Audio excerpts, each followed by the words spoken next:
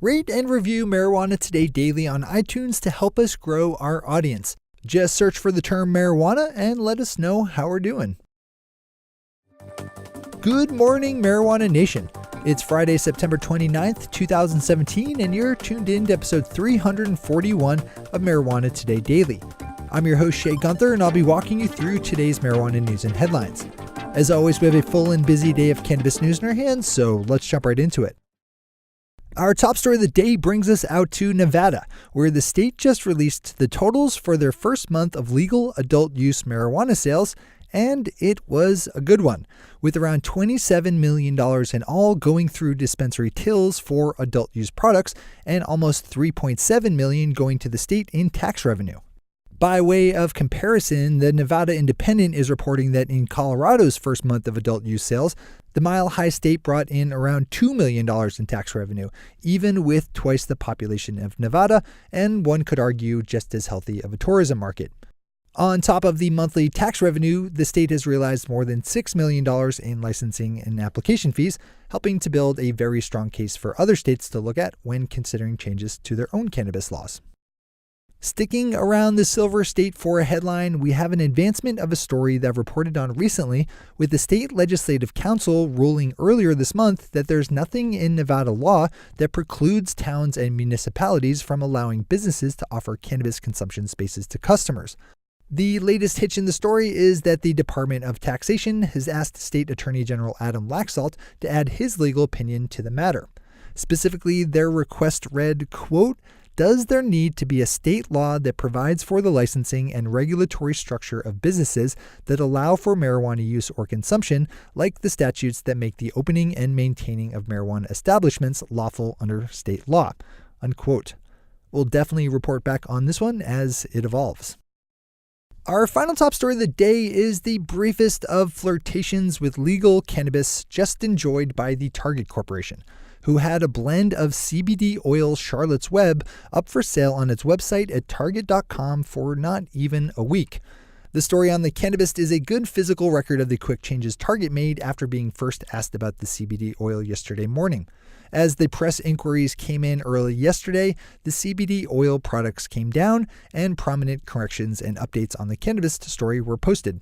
As it stands now, the Charlotte's Web CBD oil, sold by Colorado-based CW Hemp, is missing from the Target.com site entirely, with the company spokesperson issuing this statement to the Cannabist. Quote, "We started carrying Charlotte's Web hemp extract items last week on Target.com. After further review, we have decided to remove it from our assortment." Unquote. Baby steps. Those are our top stories for today. It's time for Marijuana Today Daily Headlines Blitz. Before we blitz out on headlines, let's quickly thank our sponsor, Extractioneering, makers of some of the finest legal marijuana concentrates and extracts that you'll find anywhere.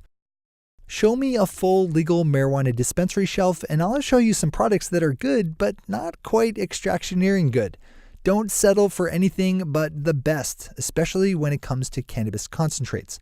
It makes sense if you take a moment to think about it. When you create a marijuana concentrate, you're literally concentrating all the stuff in the raw flower down into a new physical composition.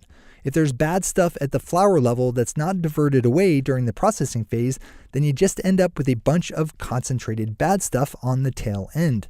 That's why you need to look for concentrates companies that really know what's going on with their work at the most basic of chemical levels. Learn more about Extractioneering and see videos of their work over at extractioneering.com, which is spelled like engineering but with the word extraction. That's extractioneering.com. All right, time for the blitz. As the state of Michigan works to enact their newly expanded medical marijuana program, the regulatory board in charge of working out the particulars of their system just released a set of rules for cultivators that will allow for very large-scale operators to exist. Under last year's medical marijuana legislation, 3 classes of cultivation licenses were created. One for up to 500 plants, a second for up to 1,000 plants, and a third license for up to 1,500 plants.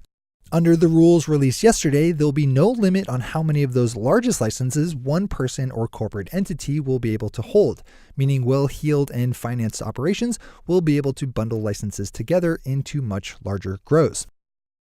The city of Albuquerque, New Mexico has turned down a request by one of the state's licensed medical marijuana providers to advertise their services on city buses. Citing concerns over drawing negative attention from federal officials, the city's transit department denied the proposed campaign earlier this month, which would have featured innocuous photographs of people with the slogan, quote, "Your health, our commitment," unquote.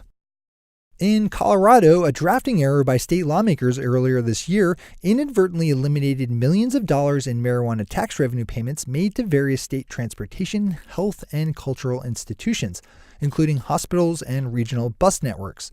As I've reported on in recent weeks, Colorado Governor John Hickenlooper has been working to call lawmakers back to a special session to rectify that matter. But as the Denver Post is reporting, there's some good old-fashioned Republican obstructionism causing some political friction around the Colorado edges, with State Senate President Kevin Grantham this week calling on Hickenlooper to drop the idea of a special session entirely, instead saying that the state could just save money addressing it in January during the next regular legislative session. The Post has a good comprehensive write-up about the battle of words and the background for how it all came about. Swing on over if interested. As always, we have all the news we cover linked to on our website at mjtodaydaily.com and on our Twitter account at mjtodaydaily. The freshly modified version of Maine's legal adult use marijuana legislation that I reported on yesterday morning was easily passed by a vote of 13-2 later in the day by the legislative committee tasked with coming up for how the system will operate. The proposed regulations will be taken up for consideration by the state legislature as a whole in November for one last vote, and now the big question is if our governor, Trump sycophant and white supremacist Paul LePage, will actually implement it. With a track record of doing whatever he wants, consequences be damned, that's still largely an open question. An investment fund in Canada just announced that they've closed on around $25 million Canadian in seed capital that they will deploy as investments in legal medical marijuana companies. The fund, Green Acre Capital, pulled together the money from high net worth individuals, including W. Brett Wilson of Dragon's Den fame, as well as licensed medical marijuana provider Aphria. The city of Long Beach, California just picked 10 medical marijuana license winners out of a pool of 21 applicants and did it in a way guaranteed to offer pure random choice. They used a ping pong ball lottery number machine. And better yet, they did it live during a meeting at City Hall. Each of the 21 candidate dispensaries had a number written on one of 21 ping pong balls, which were then chosen from to get the winning 10. Swing over to the Press Telegram to see the video of the process yourself. Considering how lucrative it could be to get one of those licenses, the use of the lottery machine was a good symbolic pick as well as a practical one. And finally for today, someone's getting yelled at in the Pittsburgh Pirates organization this morning as rapper Wiz Khalifa, a noted and loud fan of everything cannabis, stepped out to throw out the first pitch during a game between the Pirates and Orioles yesterday and made sure everyone watching knew how much he liked smoking weed, mimicking a large pull on a joint while up on the mound. He also wore a shirt with the words "legalize it" emblazed on the front. In response, Major League Baseball issued a statement saying, quote, "Marijuana is a prohibited substance in all of our drug programs. It's unfortunate this situation occurred," unquote. It should be noted that Major League Baseball's statement, as it was initially released, mistakenly used the word probated instead of prohibited. Who's the spacey one now? Those are the headlines and news for the day. I'll be back with you again on Monday with another information-packed episode of Marijuana Today Daily. But in the meantime, if you have any stories to share or feedback to give, zip us an email to headlines@mjtodaydaily.com. And while you're clicking around the interwebs, swing over to our Twitter account at mjtodaydaily and visit our website at mjtodaydaily.com to find links to all the news we cover. And just a quick reminder for those that might have missed my earlier announcement, we're going to be publishing at a later time at 1 p.m. Eastern Standard instead of 11 a.m. for about a month. One of the things I do when I'm not newsing is teach kids how to play Ultimate Frisbee, so I'm going to be busy with that for the next 4 weeks or so. If you really need to get your daily jolt of industry news earlier than that, I'd suggest subscribing to our newsfeed email newsletter, which is still going out by 7 a.m. Eastern Standard every Monday through Saturday morning. The newsfeed packages up the 50 or so relevant headlines of the day by location and is a must-subscribe for any true industry newshound. You can sign up over at mjtodaymedia.com/newsfeed. That's mjtodaymedia.com/newsfeed. Thanks to our sponsor, Extractioneering, and to all of our awesome Patreon listeners for the support that makes this show possible. To join the illustrious ranks of the Patreon listeners yourself, swing over to our website at mjtodaydaily.com and click on that big blue button at the top of the page that says Become a Patron.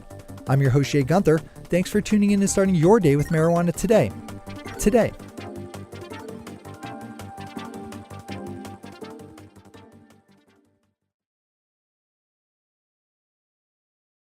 One take, Shay. One take.